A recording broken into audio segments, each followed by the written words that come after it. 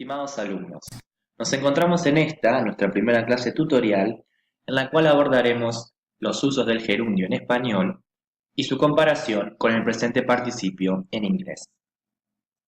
Como sabemos, el gerundio es una forma no finita del verbo que junto con el infinitivo y el participio integran el grupo de formas no verbales del verbo o verboides. El gerundio ofrece una forma simple, amando, temiendo y partiendo, y una forma compuesta, habiendo comido, habiendo temido y habiendo partido. ¿Sí? Y tanto una como otra carecen de variación de persona, género y número. El gerundio simple expresa no posterioridad, es decir, simultaneidad o anterioridad respecto del verbo de la oración principal. El compuesto, en cambio, solo expresa anterioridad respecto del verbo de la oración principal. Veamos unos ejemplos. Dentro del significado de simultaneidad del gerundio simple podemos mencionar: se fue dando un portazo y estudia escuchando música. ¿Sí? Dos acciones simultáneas. Y para el significado de anterioridad, para el gerundio simple podemos mencionar: saliendo a las 7, seguramente llegarás a tiempo, que expresa anterioridad respecto de la oración principal, que es seguramente llegarás a tiempo. Y para el gerundio compuesto, habiendo llegado María, podemos dar por comenzada la reunión. También expresa anterioridad. Bien, dentro de los usos del gerundio, es frecuente que funcione como adverbio de modo del verbo principal, como en vino corriendo, hablaba gritando y me contestó llorando. ¿Sí? Es decir, tiene una función adverbial, de modo.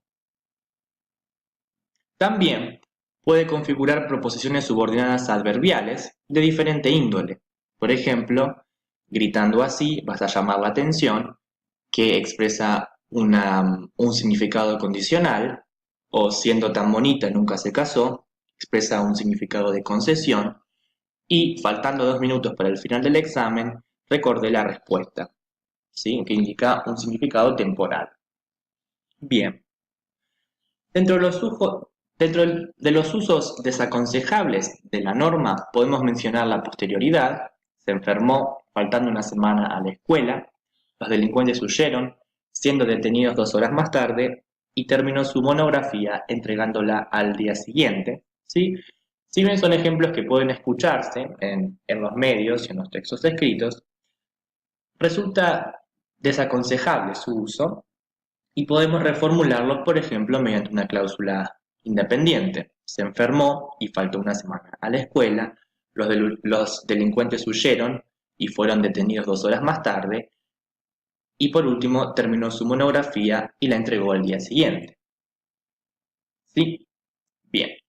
Dentro de otros usos desaconsejables, podemos mencionar el significado de consecuencia, es decir, si el gerundio expresa una consecuencia o una finalidad de la acción del verbo principal, resulta desaconsejable. Por ejemplo, estudió durante el verano, pudiendo recibirse a principios de marzo.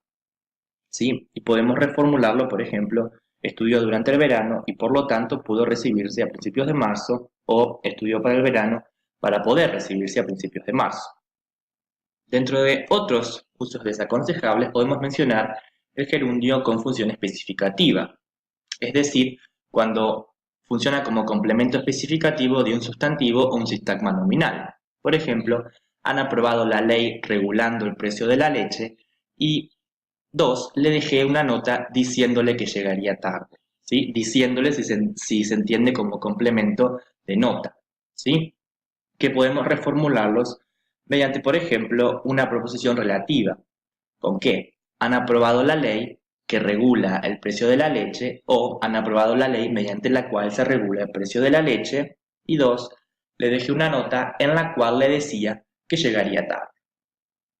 Bien, ¿qué sucede en inglés? Bueno, en inglés hay similitudes con los significados y los usos del presente participio. Por ejemplo, el de simultaneidad, I kept listening to the radio.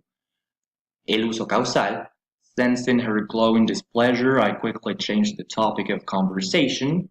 Y el de posterioridad, having watched the footage, the actress claimed that she overreacted. ¿Sí? En estos casos, los usos son similares en contenido y también en forma, ¿sí? En significado y en forma. Ahora bien, existen diferencias. Por ejemplo, en inglés sí tenemos el uso especificativo, como en los ejemplos, ¿sí? Trump signed a law repealing an executive order y My mother is next to the lady wearing the red hat.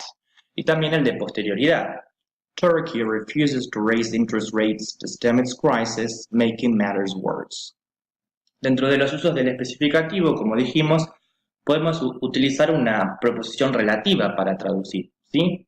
Que podría ser, Trump promulgó una ley mediante la cual se derogó un decreto y mi mamá está al lado de la mujer que tiene puesto el sombrero rojo. Y en este caso también podemos optar por un sintagma preposicional. Mi mamá está al lado de la mujer de sombrero rojo. ¿Sí? Para la posterioridad, por ejemplo, Turquía se niega a subir las tasas de interés para contener su crisis, con lo cual complica las cosas. ¿Sí? Bien. Dentro de las recomendaciones finales a los efectos de la traducción, es preciso recordar que debemos tener una conciencia lingüística respecto de los significados de las formas en ambos idiomas y también identificar las posibles equivalencias que podemos encontrar.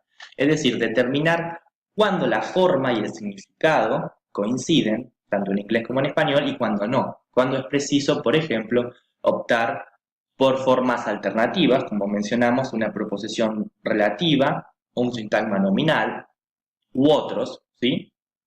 Y debemos prescindir de la hipercorrección. Es decir, no hay que evitar el gerundio a toda costa, sino solo en los casos en que para la norma, ¿sí? Para la Real Academia Española, resulta desaconsejable, ¿sí? Cuando el uso es correcto y su significado coincide con la forma, no es necesario evitarlo por otras formas alternativas, ¿sí? Muy bien, con esto damos por finalizada la clase y nos vemos en nuestro próximo encuentro. Saludos.